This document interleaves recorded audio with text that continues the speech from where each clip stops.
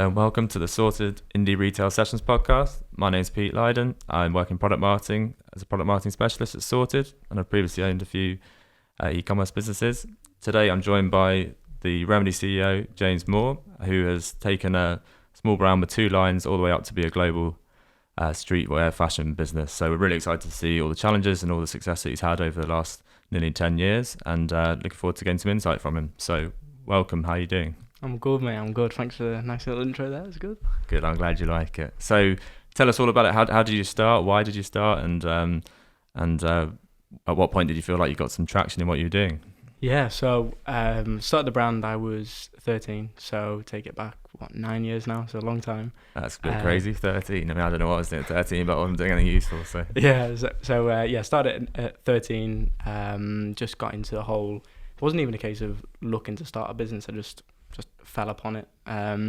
Started doing it with my friend, just designed a few t-shirts, just kind of putting it out there on Facebook, printing a few ones like that, and then from there it kind of just snowballed into I think it was high school. So obviously when you're like 13 you're not really doing much, are you? It's hard to kind of grow a brand.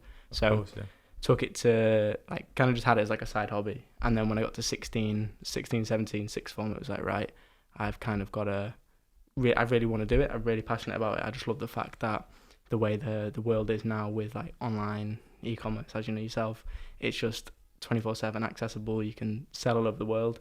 And I really love the thought of that, and I love the thought of not having to work for someone. I was a bit like about that. So that and kind of just a love for clothing kind of just put 2 and 2 together, and I thought it made sense. So really pushed it. 2016, 2017. So I would have been 17 at the time, and then head down. I remember a teacher saying to me in school, they were like, what do you want to do? Do you want to do your sixth form, or do you want to take it, do you want to do your brand? And I thought, I'm gonna have to do my brand. So from that day it was like, right, fully head down, focus on my brand. So I've skipped a few bits, but it shows a lot of bravery there at that age to take that decision. Yeah, definitely. I mean, luckily, obviously I was fortunate with my parents. They were really like supportive, as in like, you know, my dad runs his own business. Mum's kind of been involved in that, so she knows they know the crack. And they were just happy for me to be doing like not being an idiot on not messing around, just kind of focused on what I've enjoyed. No, definitely. I mean, my parents both own their own business as well, so I guess it definitely helps when you've got that sort of that understanding and that sort of help to focus as well, for sure. No, definitely. And have you always been into fashion? Is something you've always grown with the project? It's weird, because I remember when I started, everyone was like, oh, like, why are you starting a fashion brand? You're a kid, you don't know you don't know fashion. And hands up, I didn't know fashion back then, but I kind of feel that as I grew older and recognised there's a business model here to do, I can then, like, my enjoyment came with it. So I've always kind of been business first. That's kind of my main love, is business. And then the fashion kind of, I just fell into that, as in like that came with it. So in answer to your question, yes and no. Always been into business, and then fashion came with it. Yeah, no, definitely. I mean, I was in menswear as well, and that was definitely how I did it as well. Oh, really? So yeah, no, it makes big sense. So one thing I never had was any creativity. So how do you do your creative designs? Who does that for you? Do you do that yourself, or why didn't you have any creativity? Just for me, I was better at buying. I worked in sort of retail, wholesaling products, so I was more working out what had a demand, where was the good product market fit, what were the changes in behavioural ways, and what people were focusing on, and that sort of thing. I was much better at sort of buying stuff that already existed. I didn't have that sort of brand building part of me, and well, at the time at least, hopefully maybe one day, but for me, being able to create t-shirt designs and things like that wasn't a strength of mine. So yeah. Okay, so what, you just like offset it to someone? Is that what you do? Exactly. Yeah. Well, that's kind of to an extent, majority of the designs are from myself and a designer. So I'll come up with these crazy ideas, and then my designer will be like, that's not going to work, that's not going to look good, that's just crazy. So we'll tone it down a little bit.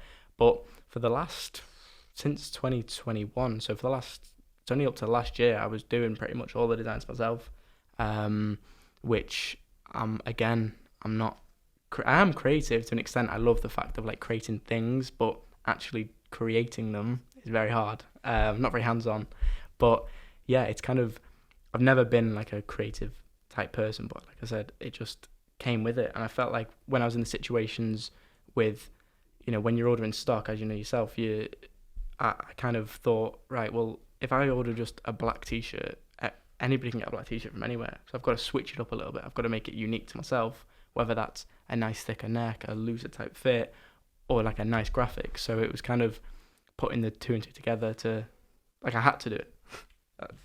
No, definitely, and it sounds amazing like what you've achieved in terms of the blocks that you're using and the fits that you're using. Do you gain inspiration from other brands, or do you look at, can you create it from yourself to create that pattern yourself, or how do you do a mixture of both? Yeah, well, again, when everybody starts a brand, they all go for the print on demand type t-shirts, the on the shelf t-shirts. So we did that for the first couple of years, but then eventually we struck gold, found a really good supplier in Turkey, and then obviously since then. But again, I know friends who cut patterns, make patterns and stuff, but that's a complete minefield. That actually it's making a massive skill, isn't it? It's mental. But we'll take inspiration, from like designers, high-end designers, and we'll put it to an affordable price point because, it's sometimes not accessible to certain people. You go down Selfridges, you see the cost of garments, and I knew I could make it affordable and just as good quality as theirs.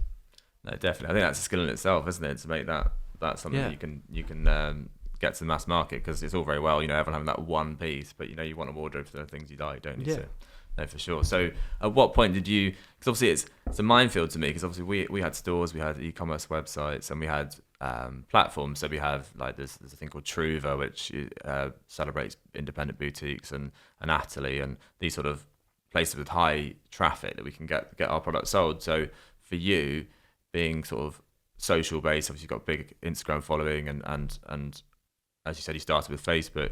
How did you gain that traction, and when did you feel like you were getting that point where you thought, actually, I'm putting something out and it's selling through? If you don't Yeah. Well, that's the. So how many years ago were you doing your stuff? So I started 2016, and it's still going now. But I left in March this year, so 6 years. Okay, yeah. Because that type of era, 2016 time, it was you post something on Instagram and it organically just blow. Yeah, it's massively changed. It's pay to play now, isn't it? It's annoying. But again, I always say that no matter how good your product is, if nobody knows about it, then what's the point? So definitely. In terms of gaining traction, it was probably around 2016 time, 2016, 17. We started doing promotions with Geordie Shore. Yeah. We started doing stuff like that with them. We'd strike a deal, so it might be like a 3-month rolling contract with X person, and then they'd wear it, promote it, tag us, blah blah blah, and create like specific content for us. But ever since then, I'd probably say that was kind of that was our first initial way of working with influencers. But we don't really touch that type of side anymore. It's more organic. It's more based on actual relationships rather than here you go, here's X amount of thousand to just wear it. Rather build that connection up. So that model then, is that based on you taking the risk? Is it here's the money, go and do it, or do they get a cut of every sale, or is it a bit of both, or how does that model work for you? We never did the sharing model, as in they'll get a percentage, because as you know, it's impossible to track. If an influencer puts something on and tags you in it, and you get sales from it, but how do you know that they were from them? Maybe with a discount code. Yeah. But then margins are cut. Exactly. Yeah. So it's pretty hard. But obviously with the influencers back then, it would just be a case of, we'll pay XYZ price. But it was a lot. There was a lot we worked with, because there was a guy who I was friends with who actually ran an agency. So kind of he was like, right, for this month, we'll take X amount of thousand and we'll give you XYZ person. And we kind of ran like a campaign using their influencers who were like reality stars. Back then. Perfect. And you've got some lovely content on the site now with some great models and some great shots and lifestyle sets and all that sort of thing. How do you manage that? Because I'd imagine if you're not careful, that can get to be quite a big cost. And yeah, exactly. And even though you might have high direct-to-consumer margins with your model, obviously it can get quite eroded with those sort of costs. So how do you do that? Do you manage to is it all about making contacts and making sure that you're giving them repeat work, or how would you manage that? So is in just generally looking on the Instagram, do you mean? Or is in just in general? Just in general, so when you go on your site, you've got, every yeah, of product course. has, a model in it. It's not Yeah, all yeah, shot yeah. on flat lays, all that sort of thing. So obviously that takes a lot of time and effort, and it's fantastic the look you've created. Um, from a managing point of view of creating good content, obviously it's something that you've always got to be on top of, and there's Mate, yeah. always costs involved. How do you keep that going? For me? Yeah, because content ages, doesn't it? What was looking good last week on Instagram doesn't exist anymore. It's already moved on. Yeah, I've noticed that all your models were very current trainers, which I think is really interesting. It gives it real credibility. Yeah, that's what we try and do. We always make a point of, because with an outfit, obviously, yeah, it looks great, and obviously people want to look at the clothes that we sell, but they also want to appreciate that their clothes can go with nicer stuff. So when you put the two brands together, Remedy and Nike, or a limited edition shoe, it just looks a little bit better. Gives that credibility, doesn't Yeah, it? of course. But in terms of cost of content, like, obviously I'm very fortunate. I've got a member of staff who works for us, and he'll do the content, and then obviously create the ads and stuff as well for that. But yeah, we've had people, I've shot with people before, and they've models have wanted ridiculous money, mental money. But again, I'll find low key people, underground people who have done a bit of experience, but they're not fully up there yet, because you get the same shot, if that makes sense. So yeah, of course. A model on X amount of £1,000 a day can get the same as somebody on less, and the one who's on less money will enjoy it way more than the one who's getting paid a lot more. I want to be, oh come on, hurry up, man. How long? Do you know what I mean? So I prefer working with them type of people, and then you become good friends with them, and then it's a good relationship. No, definitely. And I've noticed on your Instagram, the only two things you've pinned on there are delivery and returns at the top. Yeah, and what I really like what you've done by that delivery. Actually, it's really nice to see the country-specific stuff. Looking into Australia, US, what have you. So I guess two questions. One is, how much of your demand is international, and two, as a result of Brexit, what the challenge that you face in regard to shipping internationally? Well, majority of our customers obviously UK based, but we do have I think it worked out. It was 30% of our actual revenue comes from Germany, which is significant, really. A lot. A third of our business is just from Germany, which is crazy. So 2019, I was doing some accounting work the other week, and we were just comparing years, 2019, 2021, etc. And 2019, when we were selling stuff to Germany, there was no kind of tariff charges, as in with the Brexit and stuff. And then obviously 2020, when the deal went ahead, or was it 2021? I think it was 2021. There was it was a no deal, but then obviously it had an impact on import. So we just noticed that there's this is the extra charge. Who's going to pay for it? Do we pay for it or the customer? And I thought, well, if the customers pay for it, then they're not going to be happy, because they're getting the clothes, but then they've got to pay an extra charge on top. Of course. So obviously we took the hit. So we took the hit on that.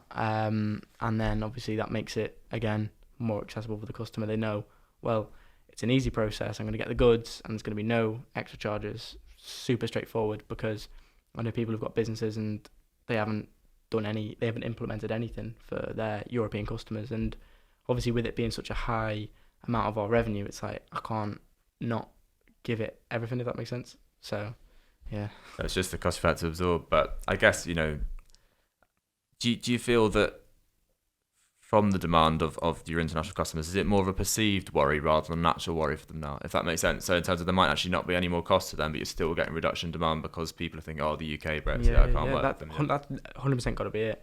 I mean, we haven't noticed it, but there's definitely, because, I mean, I'll ask you, do you ever order anything from overseas? Yeah, well, not often anymore. Yeah, before Brexit, I probably ordered. There's this really cool shop in Italy called Slam Jam Socialism. Right, yeah, and I guess I'd be more hesitant now, definitely. Yeah. Because obviously, there might not be any fees, but you don't know. You don't know if there might be. You might get a knock on the door. Or here's a letter. Here's UPS. You owe X amount in VAT duties. Yeah, no, of course. And I think that's really interesting, is trying to get to that point where it's a bit more transparent for people to understand. So they, both from a customer, retailer point of view, I think it's got to be more transparent in the way that people understand whatever the cost is, that they know that up front, because it is becoming really difficult. Especially, we used to have it with our couriers, name no names, where they'd create surplus accounts, so we didn't know what duties were being created to us, because they would just say, "Oh, we'll just attribute to this," but it wasn't actually our account. So then they would get letters like, Oh demands and yeah, things like yeah, that. of course, mate, And then yeah. and then, It's and then frightening. it is exactly, it's crazy. Yeah. And suddenly like they will have all these extra fees on and that sort of thing. And I think part of the problem is not just the cost of it; it's just the lack of processes in place at the moment, and that just needs sorting out, I think. I do hope it gets better because we'll have customers email us, not all the time, but it does happen. Oh, my parcel's stuck in customs, and then they'll want the customer to pay a release fee, and then obviously the customer then, even though it's all through like an IOSS number, it's like an iOS number, it's an iOS scheme, even though that's already been sorted and we're taking the hit, and they're still expecting them to pay. So I don't know what it's like, but I've heard a few bad things about certain customs authorities, but yeah.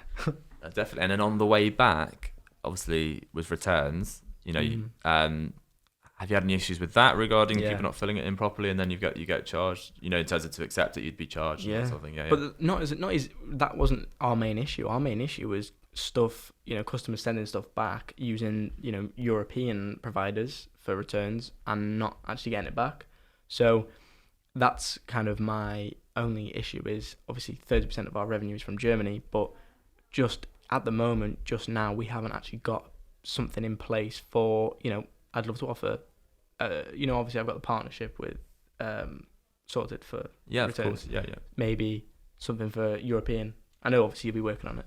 No, it's something I bore the hell out of everyone in Really, here. yeah? Yeah, so yeah, no, I completely agree with you. For me, that cross-border relationship, your international customers, it's not just about accepting that for free. They obviously don't expect that for free, but it's that convenience level and Yeah. that trust factor. And I think, you bang that drum today and then maybe get it on the roadmap. So I think it's a great idea. And so you're saying, just for clarification, that you've had items where you're just not even getting them back? We're not even getting it back, and customers saying I've sent it back. And obviously, normally with UK customers there's a process. If they've sent it back and we haven't received it, obviously we look into receipts, we look into shipping, we look into the process. And sometimes it's been misplaced by us, sometimes it's been misplaced by whoever XYZ carrier who brought it back. But for European, obviously the communication, the barrier is hard. I can't speak to somebody, post NL for example, because obviously the language barrier. And then it's back and forth with the customer. So a lot of the time we'll take the hit. We'll if they've said they've returned it, we've lost it. Yeah, just to keep that loyalty. Yeah, of course. Yeah, and like I say, the return. I feel that German customers in general, they spend more, and obviously they're more inclined to return. Is it not as in return, as in like send the goods back? I mean, as a return, come back as a return customer. Okay, yeah, so they are really loyal. Yeah, no, it's definitely because we used to do the fulfillment for Represent clothing. Oh, wow, yeah. And their second biggest market was Germany, and as you say, the average number of SKUs per package, whatever, was really, really high. So I definitely think they might just buy into a brand and then really sort of belong with it. Or the other option, I suppose, is if the hassle of all of it, maybe they just think, I'll get my fill on that one time. Yeah, that's quite a good idea. As in, like, they'll just get a big bundle get it in, and then they don't have to worry that XYZ parcel is going to go missing. They'd rather just take one. Yeah, I think maybe, who knows, but it's probably worth investigating for sure. Maybe we need to get some of your customers on the line. Yeah. No, perfect. And one thing that I wanted to ask you about was, at the moment, if you could have a solution to any problem in the business, what would you be looking to do? Is there anything that you've obviously experienced great growth over the last 9-10 years? Is there anything that you've had real growing pains with, or that you've not managed to fix over that time that you'd really like to be able to? There was a few things, with actual making the actual products. We used to do made to order, probably 2018, 2019. Funny enough, COVID stopped us doing that. So Right. not all of our products, but a few of our products we used to make to order. And then obviously, as you can imagine, when the demand goes up, there's more hassle, there's more stress, more pressure. So moving away from that was great. But actually, like, obviously, yeah, if you look at any business, there's obviously flaws in any business. But I'd like to say, due to the size and the scale of the business where we are now, it's kind of manageable. Obviously, there's areas to improve. I could sit here and say, our returns process is the best. But then, like I just said before, Germany, for international customers, it's probably not the best. So there's always little things like that. But the main thing I'd want to ensure is, the actual service from when you get the goods. We've recently started using DPD for next days, and great. It's only I can't believe I haven't used them sooner, because obviously it's great that customers can order it up to 2:00 and then bam, they're getting it next day. Yeah, we've had some fantastic feedback from our customers on DPD. Really, really happy with the service. It's So just yeah, ideal. yeah, And definitely. yeah, it's a little bit more expensive. But if somebody is willing to pay that, the customer's willing to pay it, and they're happy with the service they get, because obviously DPD are reputable, then boom, great. I think that's a really interesting one at the moment because um, it's all about acquisition with a lot of people, but looking after your customers is the easiest way of growing the business, isn't it? And 100%. I think that's the thing that people are starting to realise, and Shopify actually put that in their yearly guide. Yeah, Did you yeah, see yeah. that? Is Yeah, that the Summer 22 thing? yeah, exactly. Yeah, I Yeah, where did they read sort of that. the rising cost of acquisition over Oh, mate, it's over mental. exactly So over COVID. we look at, for example, obviously each month we'll look at what we spent last month, what we spent the year on year, blah blah blah, and we've noticed like the CPA for a customer at the moment is just mental. Yeah, The cost of advertising at the moment is crazy. So again, that's why we have to do other things like we grow. We're focusing on our TikTok at the moment, so we're focusing on just kind of creating. Yes, we are a business, but we're actually creating that there's like a personality behind it, and people are really liking it, and it's obviously doing okay for us, doing great. So and you're getting more organic reach. You're Yeah. talking about Instagram back in 2016. You got that organic reach. Is TikTok still in that place now? Do you know what? Yeah, I'd say so. It's a lot different now. But I think we've found a formula which works for us for our content. I've got a guy who runs that for that part of the business. That he runs it. He'll do the content, create it, blah blah blah. And that's really doing well. People like to see it. And I think the thing with TikTok now is, I had the impression, you might have had the same, where it was, it's just for kids, just for kids. I kind of slept on it for a bit. Yeah. And then when you actually put time in and learn about it and realize that, wow, this platform is mental. We can reach people Germany, we can reach people in America just on a video and create an organic profile, which is not cost us anything. Why would you not do it? I think what's the interesting thing about it for me as well is you just touched on it there. You can give yourself a bit more personality. People take themselves a bit less seriously on there, whereas on Instagram it's all about living that best life, being this amazing version of yourself that we're all guilty of. Yeah, exactly. And I think on TikTok it's more like people are prepared to sort of make a joke of themselves a bit more. So it gives you that different angle, which I think is really nice. Yeah, no, definitely. It's fun. It's fun as well, and I think it's not what we've been missing, but I think it is. Like I say, I'm really happy with how everything's looking on the TikTok. We're kind of in a disciplined state at the moment where there's a daily upload. Not for obviously it's quality over quantity, but we're focusing that much as a business. We've got enough content to do daily uploads and keep the organic growth going. So that's the bit of the thing. It's content's king, isn't it? At the end of the day, once you've got the content right, the distribution then looks after itself. But it has to, because it's all well and good me doing a TikTok and it getting 1 million views, but if I get all these orders through and I can't fulfill them, or there's issues with it, well then you've lost 10 customers, isn't it? Yeah, no, definitely. So can I ask you some quick fire questions? Of course you can, mate. The first one I think I know the answer to, but we'll give it a go. Customer acquisition versus customer loyalty, what would you go for? Yeah, loyalty all day, because it's just, one, it's obviously cheaper, and two, people belong in the brand. People will stay with you. I've had customers who have ordered since day one and they're still ordering with us now. Yeah, and it's amazing, isn't it? When you work out, let's say it costs you 10 quid to get them in the first place, and then they've now spent 100 quid with you 10 times. Yeah. It's just unbelievable, isn't it? Yeah. But you've got to have, I've had to have, made sure the service is good. Of course, there's been errors, but constantly evolving and getting better. Yeah. No, definitely. Who is your biggest influence in the fashion and e-commerce world? Good question. I'd probably say Lewis Morgan, Gymshark, obviously Able Group, Manny Devoir is involved in. So yeah, obviously he recently, I think it was 2 years ago, sold his stake in Gymshark. Yeah. I just love the fact that he's he's always kind of on his toes, always looking around, seeing what's next, and he's proven driven entrepreneur. What he's created 3 multiple £1 million brands. Yeah. No, it's crazy, isn't it? Some people just seem to have that formula, don't they? So no, it's brilliant. And favorite brands outside of Remedy, what do you like pairing Remedy with? Believe it or not, I'm more of a sneaker guy. I feel, obviously I wear, I can appreciate fashion, but majority of the clothes I wear, and that's not even to boast, is just Remedy, because I want people, not I'm a walking billboard, but I'm so happy with my stuff, of course I'm going to wear it. But if I was to wear other brands, it'd be your Rude, I can appreciate Nike. I can appreciate Represent, um, Zara. There's so many others. So really eclectic. I like that. It's more for me. It's more about the pieces rather than the brand. Yeah. It's that appreciation for it. But you're not getting away without me asking what's your favorite trainer release, sneaker release for you? Well, this morning I got my mum on it. I got my brother on it. My dad on it for the new Travis Scott Jordans. Or we didn't get any. So yeah, pretty gutted.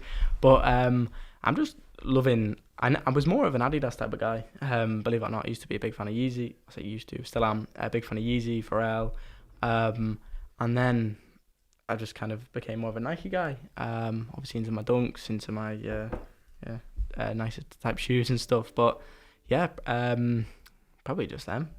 Perfect. For me, anything. Oh yeah, I was about you. You know Teddy Santis, the Amelian Door? He now works with New Balance, so any collab that he does with the Maiden and stuff. Yeah. New Balance have smashed it recently. Oh, unbelievable! Yeah. Do you think that's like, because people used to think they make our dad shoes and stuff, but they've really sick. I think the 990 V5 with the supermodels wearing it really helped, and then I think just the 327, 237s that they're wearing, putting into mass market now, that you can't get a trainer for sneaker for 85 quid or whatever. In terms of like, for me, everything's like 120, 130, and I think they've really hit that market well. But again, similar to what I was saying with Remedy, there's designers out there who are charging X amount for a t-shirt. If we can make it attainable and affordable for a cheaper price, people are going to want to buy it. Like, for example, you with New Balance. Yeah, definitely. So next question, working from home, working from the office, bit of both, what's for you? Bit of both. I think there's got to be a balance. I think obviously I was kind of, in 2020, I didn't really have an office or anything like that. It would just be me and my mum in a garage. And it's only the last couple of months we've actually got our own office, and I've got my cousin working for me. I've got my mum and brother, and oh, congratulations! Yeah, that must be a real feat. It's a long time, isn't it? Yeah, it's been crazy. So I was never used to that kind of working culture. So I was kind of always, I'd set my mum up for the day. She'd do her thing, I'd do my thing from home. But then now, obviously, it's like, oh, okay, I've got this place. I've got to kind of get people feeling good. And yeah, I would definitely say working from office is good. But then obviously having the balance of working from home, because I like the fact that I could go and work remotely if I need to get my head focused and just focus on what I need to do. Perfect. No, that's I'm the same. I think a healthy balance between the two is. Well, you've got to. It's like, if you're in one place too often, you kind of get a bit cabin fever. Definitely. Whether that's the office or home, Yeah. My loft is not something I like anymore. It's hot up there, mate. Yeah, it is this week. Definitely had to migrate.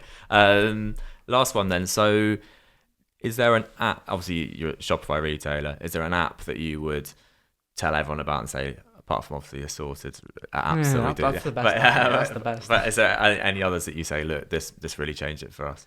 There was a few really. Mainly we upgraded to Plus not long ago. Did you? How are you finding that? Good. There was a bit of teething issues. It was the whole reason I went to Plus was for international Germany.